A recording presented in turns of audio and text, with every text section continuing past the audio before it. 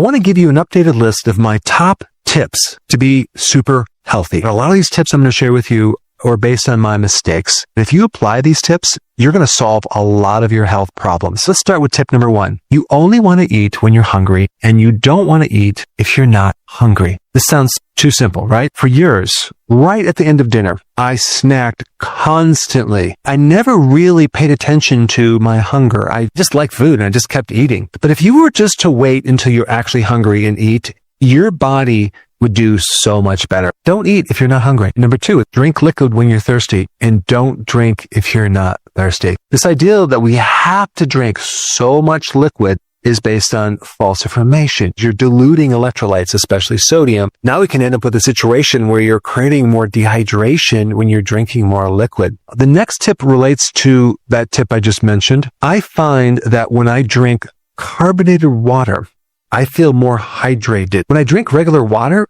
for some reason, I'm not as hydrated. The other thing that I do to hydrate myself is when I drink liquid, many times I'll put a tea bag in there that's naturally decaffeinated. For some reason, when I drink tea, I get way more hydrated. I can drink more water. It just feels better. And plus, I'm getting the phytonutrients from the tea. I will take a gallon glass jar and I'll fill it with water. I'll put a couple tea bags in there. And I'll put it outside in the sun for 1 to 2 hours. The sun gives it infrared. Infrared actually makes structured water, which is really healthy. I've been doing that lately and my body loves it. Next tip. If you have a confusion of what diet to do or what food to eat, and you really don't know what is true or not, go ahead and try one diet and see how you feel. Try the other diet, see how you feel. Then you'll really know what works for you. So I'm not about forcing someone to do a certain diet or a certain food, but I am interested to get someone to try something out to see if it actually works for them. The next tip, intermittent fasting. The frequency of when you eat might sound like an insignificant thing, but it's just as important as what you eat, because all sorts of amazing positive things happen when you do intermittent fasting. Our bodies were not developed or designed to consume food every hour and a half. If we can match what our bodies are used to eating as far as the frequency, we can actually achieve a much greater level of health. It's taking these damaged proteins and it's recycling them into new tissue. It's also cleaning up pathogens and getting rid of bacteria, viruses, fungus, mold. And that happens when you're not eating. And this also relates to the next tip. Out of all the things that you can do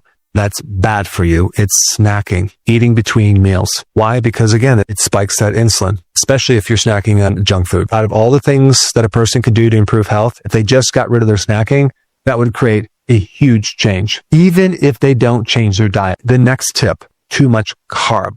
When you're reading a label, the most important thing to look at is the carbohydrates, not necessarily just the sugar, because a lot of these foods don't have any sugar, but they're high carbs because they're adding starch, maltodextrin, flour. That's basically hidden sugar. Keep your carbs on the low side. In fact, in a given day, you don't want to consume more than 30 grams of carbs per day. And this rolls into the next tip. When you get your blood test, I think it's very important to request a fasting insulin test for literally 10 to 15 to 20 years before you develop diabetes. Your fasting insulin levels are high, but the doctors never test that. So if you were able to test your fasting insulin, you could literally prevent diabetes, because if it was high, you could do something about it. And that leads us to the next tip that's sort of related. And this is a blood test. Probably one of the most important blood tests is for vitamin D. At least 10,000 to 20,000 IUs of vitamin D every single day. It affects 10% of all of your genetics. And for some people that have autoimmune disease and chronic inflammation and other problems that relate to a poor immune system, they're going to need much, much higher levels of vitamin D to create the effect. It's really important to test vitamin D, and you can even do a home test. I'm going to put that link down below. And then the second most important nutrient to focus on is your magnesium. Most people don't consume enough magnesium in their diet, so usually they're deficient. You need magnesium to help vitamin D work. Magnesium helps control calcium. Calcium causes contraction of the muscles, a muscle cramp, a spasm. And when you get those, you have too much calcium. Magnesium can come in as a remedy and get rid of that problem because it's the controller of calcium. Now let's go to the next tip. That's potassium. If you look at all the nutrients you need in amounts, potassium is the one we need in a very, very large amount. We need like 4,700 milligrams of potassium every single day. Potassium is a physiological tranquilizer. It calms the nervous system down. It helps lower blood pressure. It also helps increase your energy. It's a major electrolyte. It's good for the heart. The next tip relates to vitamins. The multivitamins that make the most money, like I'm talking billions, okay, and I'm not going to mention their names, have the worst ingredients in the world. Nothing is from food. It's all just synthetics. Don't waste your money. Find something quality. But you have to realize that even like the vitamin C, they make it from cornstarch and sulfuric acid. If you're going to take a vitamin or give a vitamin to a child or pregnant woman, I would make sure it's higher quality. The other thing that's missing in our food is trace minerals. A lot of the food that you eat doesn't have the trace minerals it had long ago. The microbes are not in the soil because we're growing stuff on sterilized soil. When you're eating food that's not grown on something that has a lot of nutrients, so let's say it's grown with hydroponics, like in water, with 15 added minerals, you're not getting all the trace minerals that you need. One additional supplement that I would recommend is a trace mineral supplement because a lot of people are deficient. The trace minerals would be zinc, iodine, manganese, selenium, things like that. Next tip. Out of all of the proteins that you can consume, red meat is one of the most nutrient dense. If you want to feel really good and you want to be more energetic, or you want to handle your low blood sugar, red meat will do the trick very quick. It's going to perk you right up. Not necessarily for the iron.